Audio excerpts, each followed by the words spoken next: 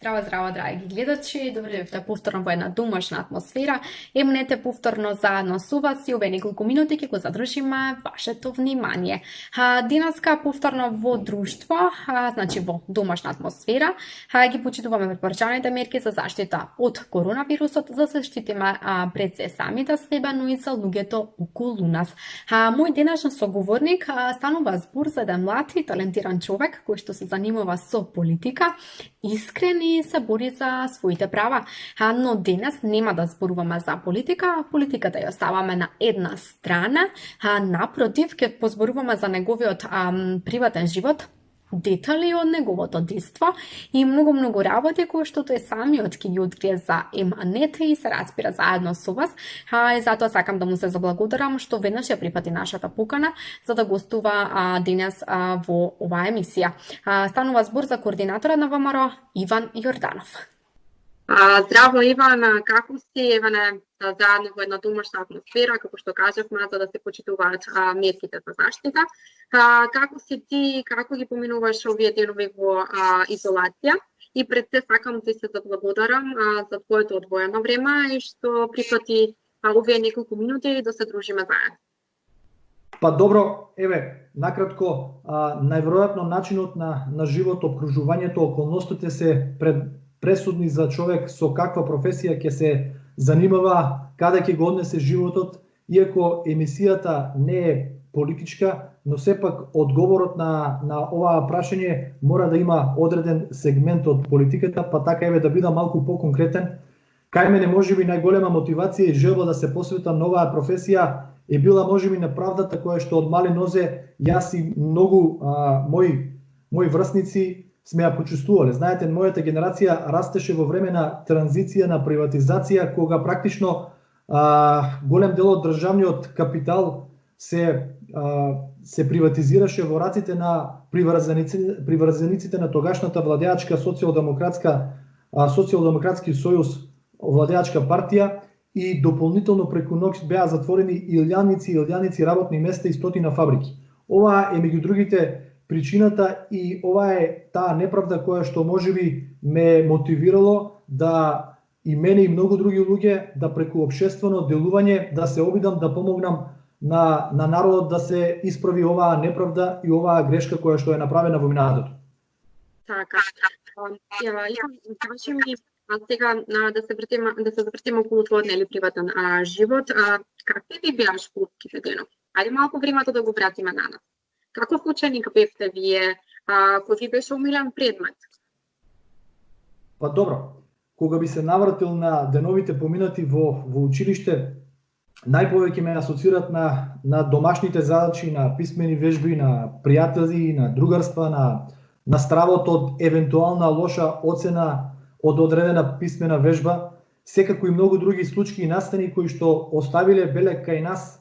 Некои од нив се со позитивни емоции и чувства, некои од нив кога се навраќаме будат помалку пријатни чувства, но како и да е, ова е една етапа од животот која е пресудна во градењето на секоја личност и затоа е многу значајна за секој еден од нас.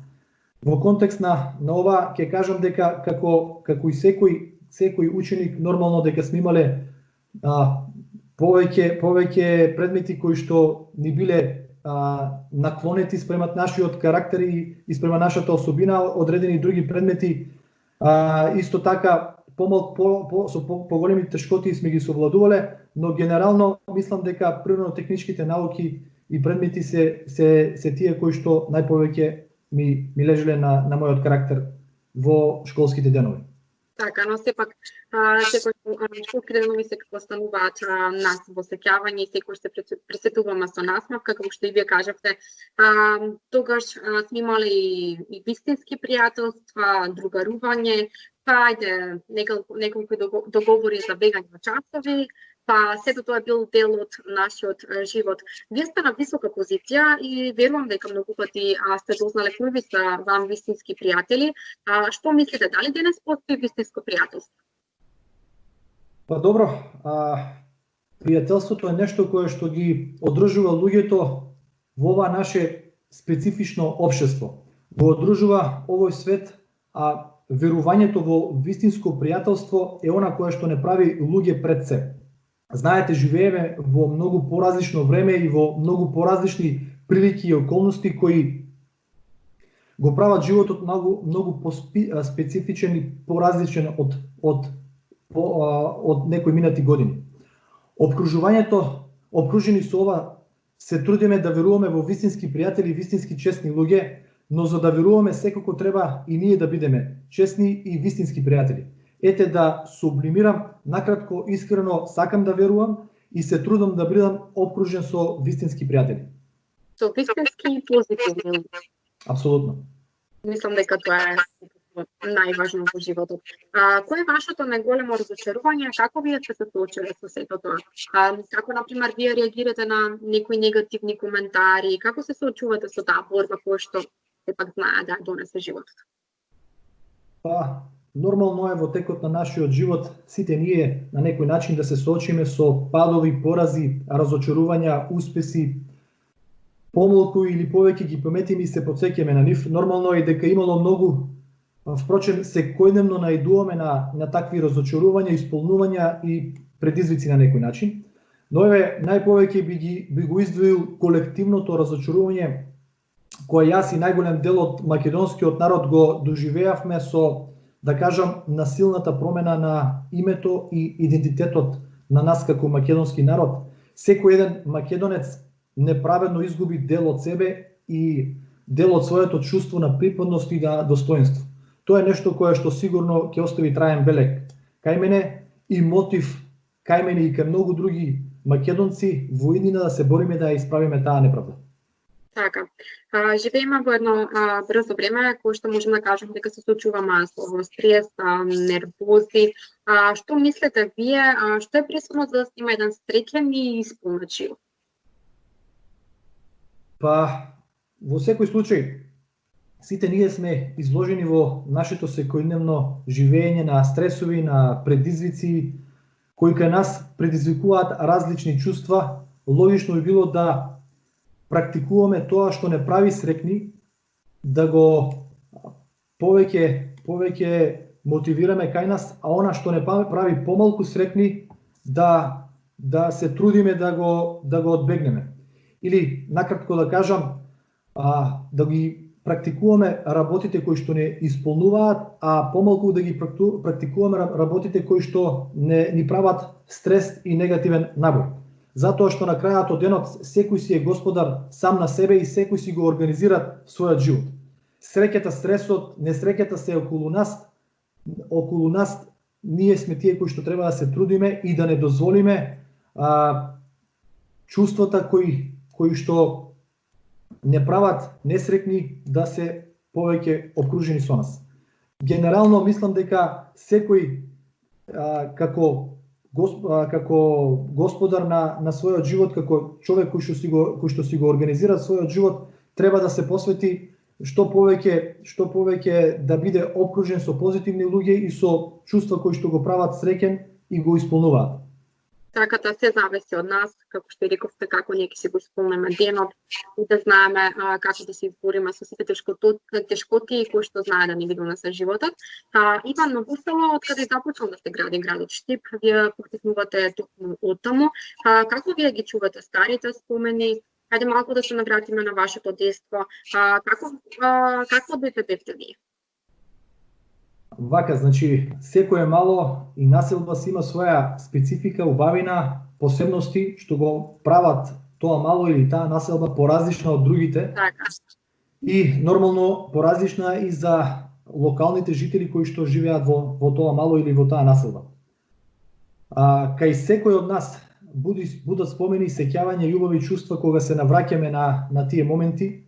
Секако дека јас сум еден од тие луѓе, наши сограѓани, кои што сметат за својата населба или за своето мало дека е најубава, затоа што имам врежено во мене посебни моменти и мигови од самото детство. Многуте случаи и дејства низ историјата го прават Ново Село место во кое секое парче педа има своја историја и случка. Така да детските денови поминати во едно такво место има посебно значење за мене како жител на оваа населба, а еве ќе откривам дека можеби и тоа е една од причините зошто припаѓам на една ваква организација како што е ВМРО. Така. Што мислите, што и не достига на денешниве деца, например? Сега сме повеќе со технологијата, телефоните во раце.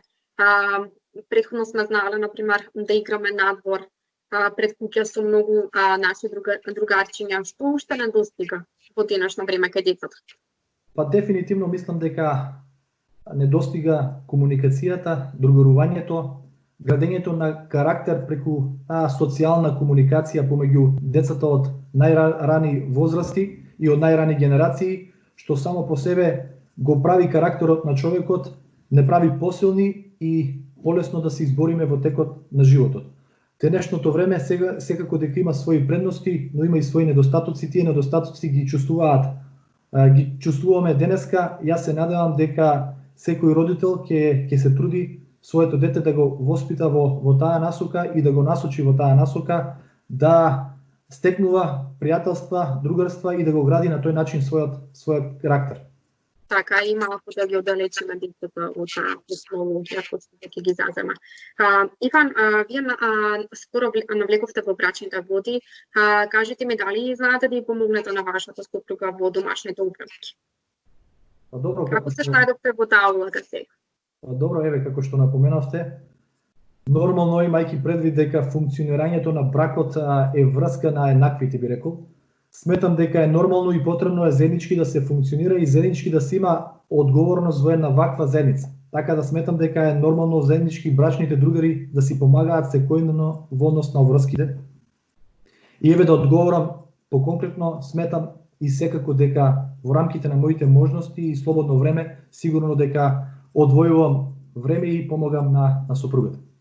Така, тоа е најважно, јас се посакувам уште многу години заеднички моменти заедно. Иван, како ти се соочуваш со изолацијата, како ги поминуваш деновите? Дали, например, со читање на некоја книга, идеја некоја?